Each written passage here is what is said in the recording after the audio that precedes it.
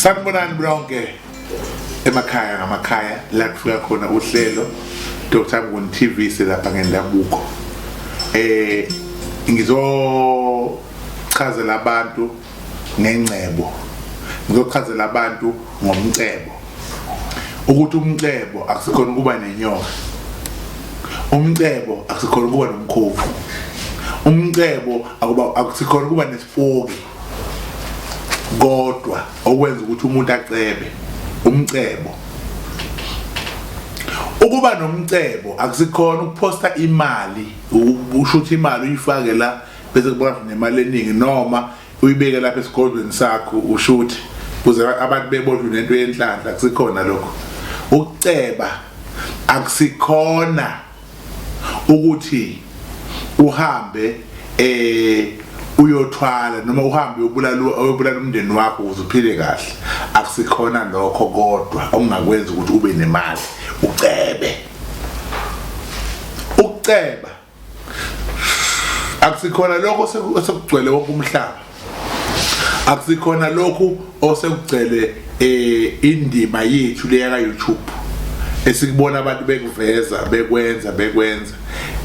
Imali yomuntu ihlala ebank makuyimali serious, hayi lekukhangiswa ngayo ihanjwe ivezwe ngoba abanye bayayiveza kanti bayibolekela ukuyiveza la ukuze abantu bakwazi ukubona sengathi banemali ibingekho, begcine abantu sebelandela leyo nto kanti balandela into engekho iwuwa.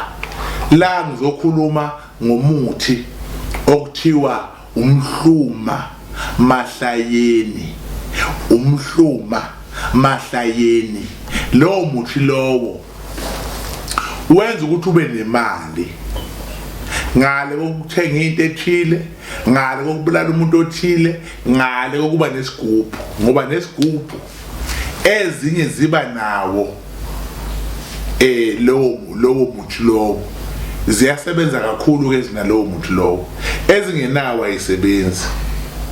So abantu bakithi abafisa ukuceba nabafisa ukuba nemali nabafisa ukuphumelela abaphume kulezi zinto lezi zo two speed, kulezi zinto lezi zomanga business, abeze bezothola impande.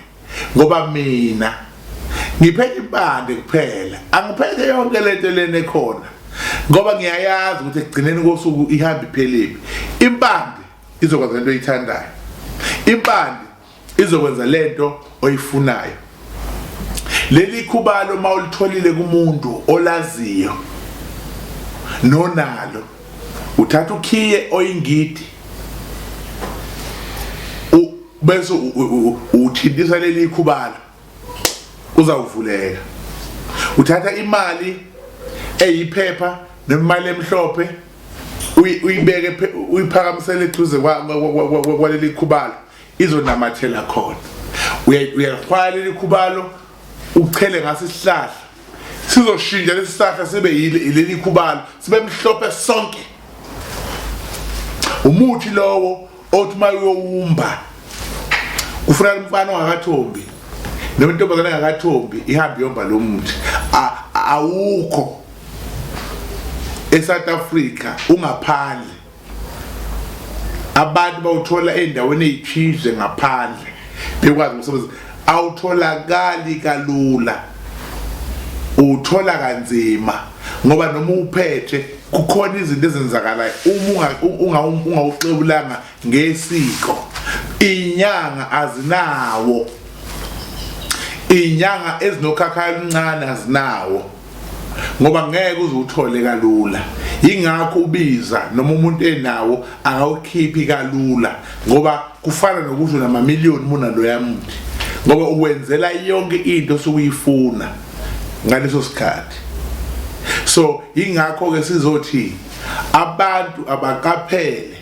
Number 2, uma leyo mpande leyo awukwazi ukulamba futhi awukwazi ukuhlala endaweni ongayithandi, uhlala nomaphi ngoba yenza imali, ayiyenze enye into, yenza imali kuphela.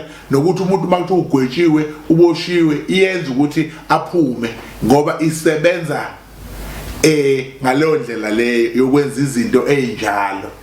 Ngizothi ke emlaleli nombukeli wami naluhlelo olwakho na impande eyakho. Le mpande iyayiphakamisa ibhizinisi yakho, le mpande nawe uyakuphakamisa ngisho esikhundleni, le mpande iyakwenza ukuthi uhlonipheke, le mpande yayifaka imali kuyephaketheni. Akekho umuntu onale mpande ongangena ekhasino aphume ngaphethe lutho. Into engayenzi le mpande balaleli ilotho. Le mpande ayingeni elothweni, ayikwazi le mpande ukuwinisa umuntu ilotho. Kodwa ezintweni ezidlalwayo nezintweni ezenziwayo le mpande ihamba phambili, le mpande iyasiza. uNkulunkulu abe nani, uNkulunkulu anibusise. Ningakhohlwa ukusubscribe, ngilandeleni, zikhona izinto engiza nazo. Ma usubscribe la mahala ngo-12 o'clock njalo ngoLesihlanu, ngiyakuthembisa uzothola into oyifunayo.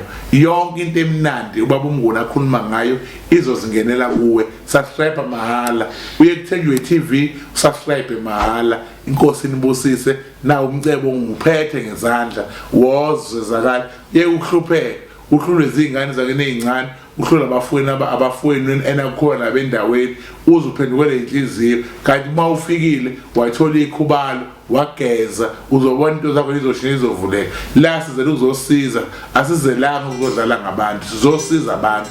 So abantu abeze bekwazi ukuthola usizo, bekwazi ukuphumelela beye phambili. God bless you. Amen.